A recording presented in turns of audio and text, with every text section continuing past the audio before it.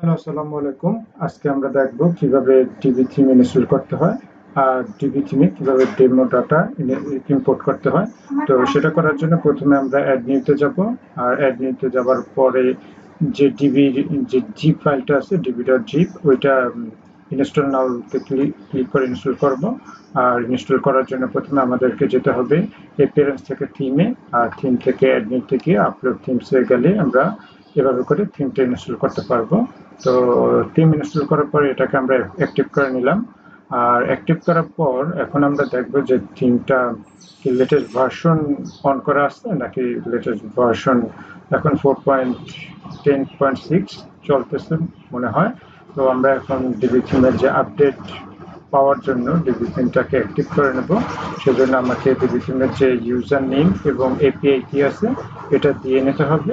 তো user name এবং API কি দেওয়ার পরে সেই চেঞ্জেসে দিলেই ডিবি থিমটা অ্যাক্টিভ হয়ে যাবে। তো আমি অলরেডি ইউজার নেম এবং এপিআই কি দিয়েছি, এখন সেই চেঞ্জেস দিলাম এবং এটা অ্যাক্টিভ হয়ে গেছে। তো এখন যদি আমরা অ্যাপিয়ারেন্সে গিয়ে থিমটা আবার চেক করি তাহলে দেখা যাবে যে এটা লেটেস্ট ভার্সনটা আগেই পাওয়া ছিল, কিন্তু এখনো এটা লেটেস্ট ভার্সনটা আছে এবং নতুন কোনো আপডেট আসলে অটোমেটিকভাবে এটা আপডেট হয়ে যাবে।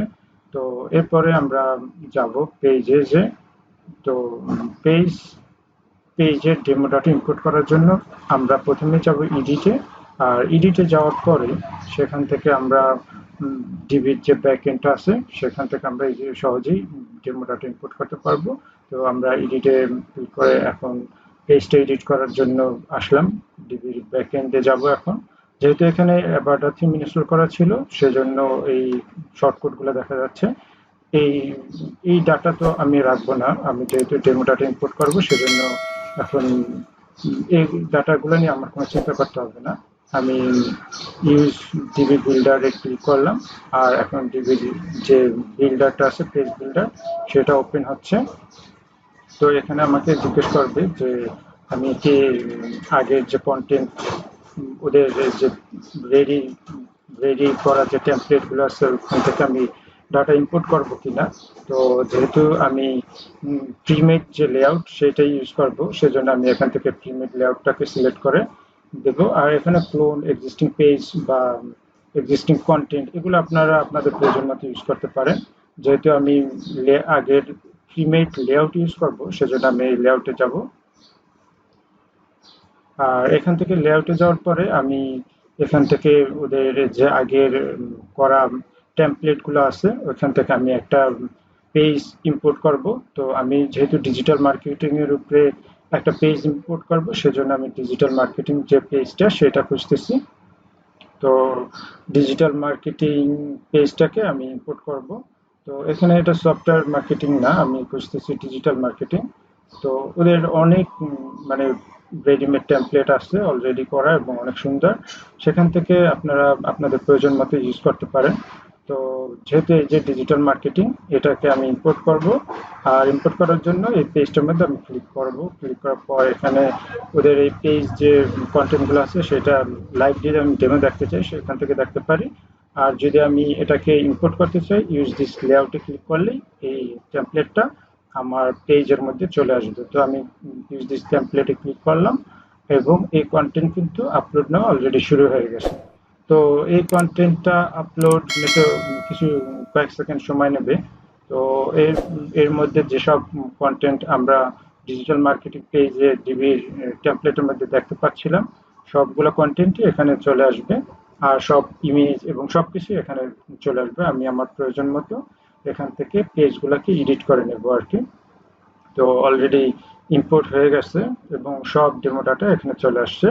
তো এখন আমি আমার প্রয়োজন মতো এখান থেকে ডাটা এডিট করে নিতে পারবো এবং খুব সহজেই কিন্তু আমি একটা পেজ বিল্ড করে ফেললাম। এখন জাস্ট আমি আমার কন্টেন্টগুলো দিয়ে এটাকে রিপ্লেস করে নেব। এখন যদি আমি একটু আপডেট দিয়ে পেজটাকে ভিউ করি তাহলে দেখা যাবে যে ডিবির যে রেডিমেড যে টেমপ্লেট কন্টেন্ট ছিল সব কিন্তু অটোমেটিকভাবেই এখানে চলে আসছে। তো এইভাবে আপনারা খুব সহজেই একটা পেজ তৈরি করে ফেলতে পারবেন ডিবি থিম ইউজ করে। আর পেজটা কিন্তু দেখতে অনেকটাই একদম ইউআইটা খুবই সুন্দর। তো কোনো কষ্ট ছাড়াই ডিবি থিমে কিন্তু এভাবে আপনারা আপনাদের পেজ তৈরি করতে পারবেন। আর ডিবি থিমে যদি কোনো সমস্যা হয় পেজ ইম্পোর্ট করতে বা ডিবি থিমের কোনো সমস্যা থাকলে আমার সাথে যদি কমেন্টসে যোগাযোগ করেন, অবশ্যই আমি আমার সাধ্যমতো আপনাদের হেল্প করার চেষ্টা করব। তো এই যে দেখা যাচ্ছে একদম পুরা ডিবি থিমের যে ডিজিটাল মার্কেটিং এর ডেমো কন্টেন্ট গুলো ছিল সব কিন্তু আমার পেজের মধ্যে চলে আসছে, আর এইটাকেই আমি আমার ওয়েবসাইটের হোম পেজ হিসেবে সেট করব। আর সেজন্য আমি হোম পেজটাকে আগে একটু সুন্দর করে সাজিয়ে নেব। সাজিয়ে নেওয়ার পর এখানে উইজেট গুলো আমার ঠিক করতে হবে। আর উইজেট ঠিক করার জন্য ওদের এখানে যে উইজেট এরিয়া আছে, এই যে প্যারেন্টস থেকে উইজেটে উইজেটে গিয়ে কিন্তু আমি এখান থেকে সবগুলো উইজেটকে ঠিক করে নিতে পারবো। আর উইজেট ঠিক করার জন্য এখানে যে প্লাগইনস আছে, ক্লাসিক এডিটর এবং ক্লাসিক উইজেট, এইটা যদি আমি ক্লাসিক উইজেটটাকে ইনস্টল করে নিই সেক্ষেত্রে কিন্তু আমি উইজেটটা আগের ওয়ার্ডপ্রেস যেরকমের ছিল ওরকমেরই পাবো। নতুন ওয়ার্ডপ্রেসের উইজেটটা হলো গুটেনবার্গ থেকে যে আসে সেটা একটু ডিফারেন্ট। আর এই যে ক্লাসিক উইজেটটা একটু সহজ আর কি, এই জন্য আমি এটা ইনস্টল করে কাজ করে আবার এটাকে ডিঅ্যাক্টিভেট করে দিই আর কি। আর ক্লাসিক উইজেটটা এডিটরটা ওইরকমই, যদি দরকার হয় তাহলে আপনি ইনস্টল করে নিতে পারেন অথবা ডিঅ্যাক্টিভেট করে রাখতে পারেন আর কি। তো আমি আমার কাজের স্বার্থে এই দুইটা প্লাগইনস ইনস্টল করে রাখি, আর কাজ শেষ হলে এগুলোকে ডিঅ্যাক্টিভেট করে রাখি। তো যার যার ইচ্ছা সে তাদের মতো করে এগুলো নিয়ে কাজ করতে পারেন। তো এভাবে আপনারা ডেমো ডাটা ইম্পোর্ট এবং ডিবি থিম ইনস্টল করতে পারেন। আর এটা খুবই সহজ ডিবি থিম থেকে ডেমো ডাটা ইম্পোর্ট করা, দেখলেন তো। তো এরপরেও যদি কারো কোনো সমস্যা হয়ে থাকে তাহলে আমার সাথে কমেন্টসে যোগাযোগ করবেন। আর ধন্যবাদ সবাইকে এতক্ষণ সাথে থাকার জন্য। আর চ্যানেলটা সাবস্ক্রাইব করে এবং বেল আইকনে যদি ক্লিক করে রাখেন তাহলে আমার যে নেক্সট ভিডিওগুলো আমি আপলোড করবো এই ডিবি থিমের উপরে খুব সহজেই আপনারা পেয়ে যাবেন। তো সবাইকে ধন্যবাদ এতক্ষণ সাথে থাকার জন্য।